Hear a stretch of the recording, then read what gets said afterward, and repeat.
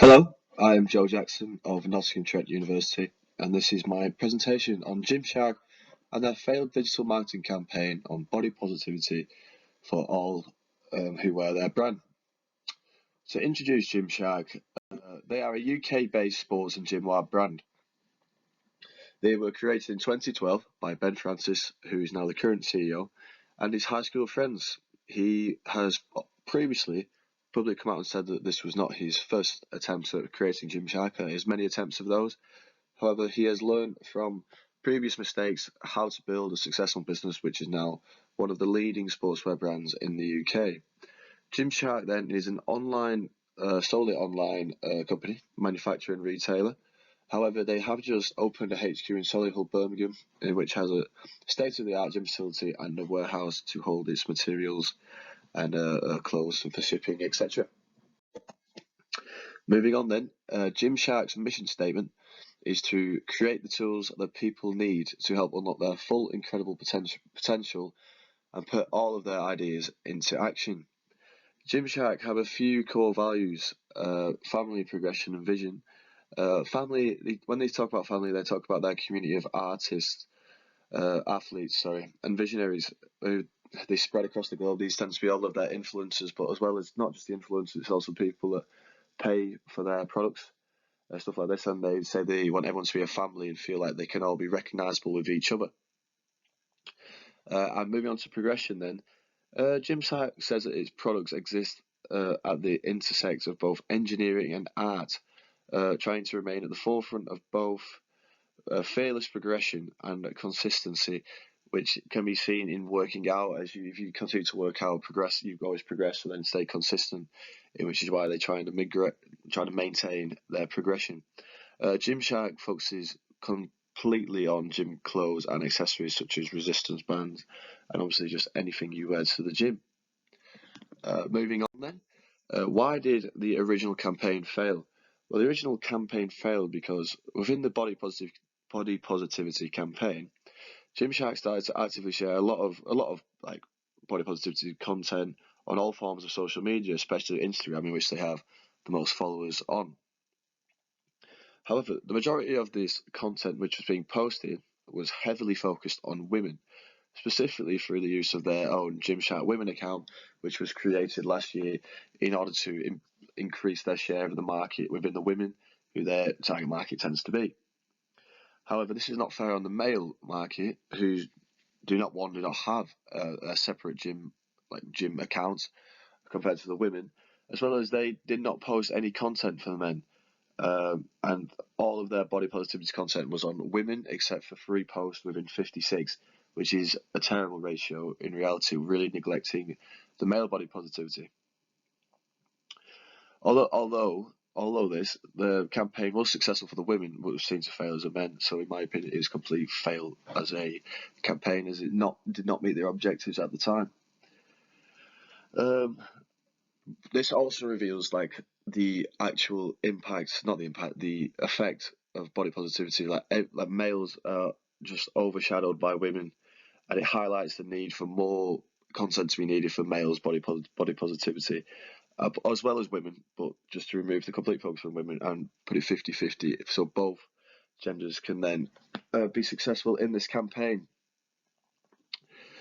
When this campaign failed, Gymshark received a lot of backlash from social media due to the ignorance of male body positivity posts.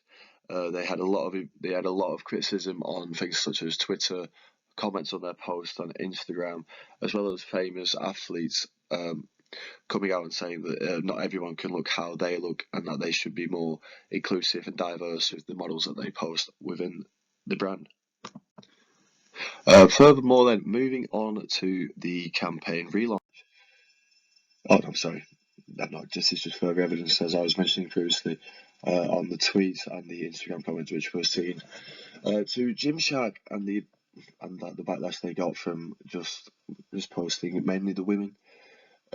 Yes, so people talk about the men and the outrage that they should expect such high standards of body when women don't. So both should be all inclusive and diverse. Sorry. Now moving on to the campaign relaunch. To do this, we will be implementing the SOSTAC framework, which is used to aid the planning of a marketing campaign and can be used as a tick list for those who want to practice marketing successfully. The previous campaign failed, as I mentioned, due to the increased awareness for women, which was really well done, but the lack of it for men. So body positivity needs to be perceived in a more positive light on both behalves of the genders, and therefore it will be a success then.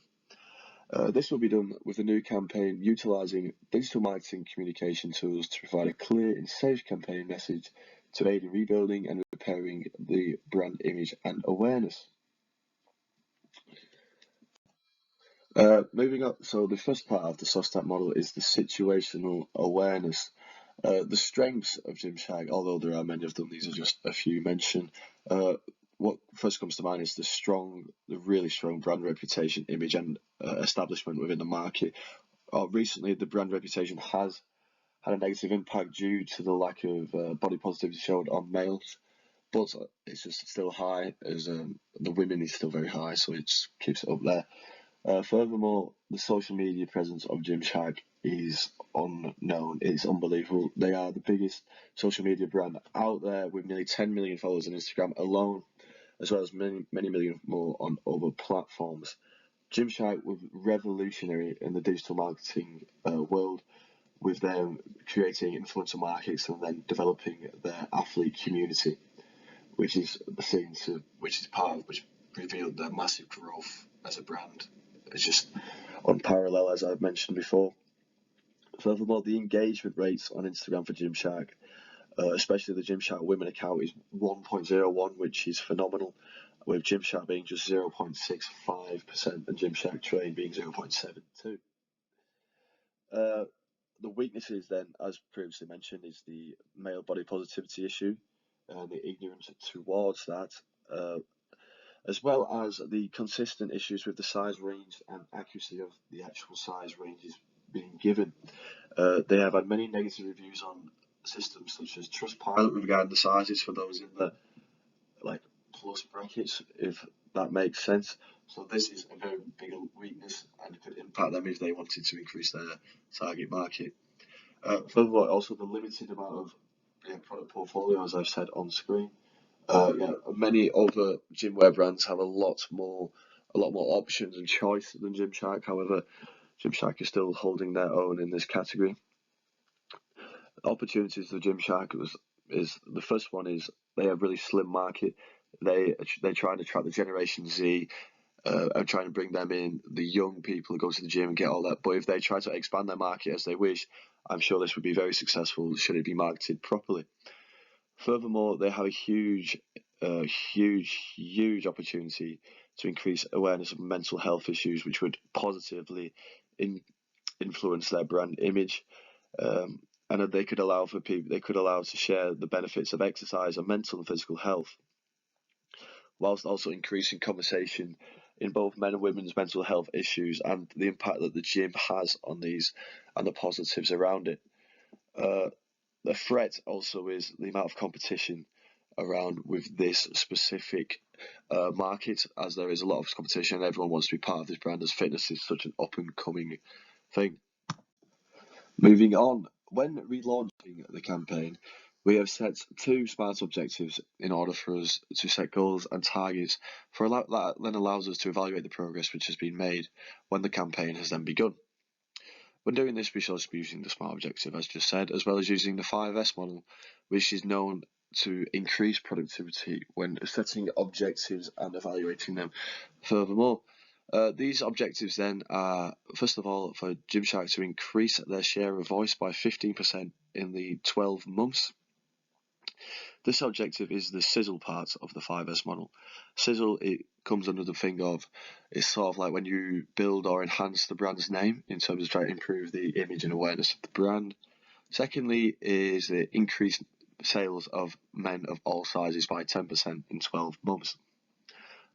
Again, continuing to the 5S model, this relates to the objective of sell, which in my opinion is the most indispensable aspect of the model, as it allows for the company to create a clear connection between sales and revenue. Due to Gymshark's previous failed campaign for men's body positivity, we have developed a consumer persona in which we will be using for our relaunch campaign. This will attempt to segment the group of people we will be trying to target when using our strategies in order to develop the campaign. And it has been discovered that over 61% of gym goers are in fact male in 2021. So this is completely based off previous research, etc. For the strategy then, we'll be using the Ansoff matrix as seen on the screen. The revised strategy will seek to penetrate the market, increasing market share, using Gymshark's current products, but just increasing the brand awareness. The campaign will focus on both men and women equally, attempting to increase male awareness as much as previously happened with women in the other failed campaign from Gymshark. The strategy links to the situational analysis as it allows for the target market to grow, encountering the opportunity which was previously mentioned to allow for an increase in the market share in such a saturated market. This then also links to persona as the diversification of the brand will allow for furthermore market share for the people who perhaps were not seeing the Gymshark products with the marketing, and the increased body positivity will allow for an increase in conversation on things such as physical and mental health issues, all in all just improving the brand, increasing the share of voice and hopefully increasing the sales. Moving on to the first tactic then. The first tactic which we will be implementing in order to achieve our objectives is to increase our inclusive digital marketing content on all platforms. We'll be attempting to do this through using video and picture content in order to share people's stories on fitness journeys, as well as normalising male body types and insecurities for those who cannot achieve such a high standard of body with the genetics and being completely natural or not having the time to go to the gym, devote their whole time to it. And it will also be increasing conversation, male body positivity, and that everyone can look good in their own skin, no matter how they feel about it. The development of a podcast is also within the campaign, as it is found that a podcast, a consumer conversation, and massive in normalising mental health issues on body differences, and it can also explain the benefits of exercise on mental and physical health, allowing for that conversation, and then just increasing the brand image and awareness of Gymshark in the whole. The second tactic we'll be implementing then is the use of influencer marketing, in which Gymshark already do so well. But what we mean by this is we're going to increase the variety of Gymshark athletes in the male portfolio that they currently have. We're going to do this by recruiting new athletes who are able to join and relate to the current issues which are in the fitness industry, and they can also share their journeys in which they have been on. An increase in the portfolio will allow for increased diversity and more relatable content for many of the male audience. Hashtag Gymshark Talks campaign will allow for men to focus on sharing the struggles, men and women, for the struggles which they have for looking a certain way or just their mental health issues anyway. These talks and an increase in influencers will lead to an increased share of voice and engagement for the website and the social media traffic as a whole. One example of Gymshark of recently doing this is they have just got into the YouTube influencer, and there is a guy called Ethan Payne who has millions of followers, and he's been on a journey of a massive fat loss journey. He's not yet completed it, but it's been incredible what he's done, and Gymshark bringing him on board is a massive step in the right direction for the male body positivity campaign. Also then, the creation of a Gantt chart for the 12-month period in which this campaign will be taking part. The pre-phase is the planning and organising of the campaign, in which we'll be budgeting, approving the campaign, etc. This is going to last about 2 months, we believe, between January and February. The during phase is when the campaign is launched, and it's the evaluation of the KPIs throughout. It's going to evaluate the entire campaign, how it is going on, how it is progressing, and if there's anything else that's needed to do in order for the campaign to succeed. As it's just mentioned there, the post phase of the campaign is the final 2 months. During this, we'll be evaluating the results of the campaign based on KPIs and the effectiveness of the objectives. Thank you very much for listening, and here are the references.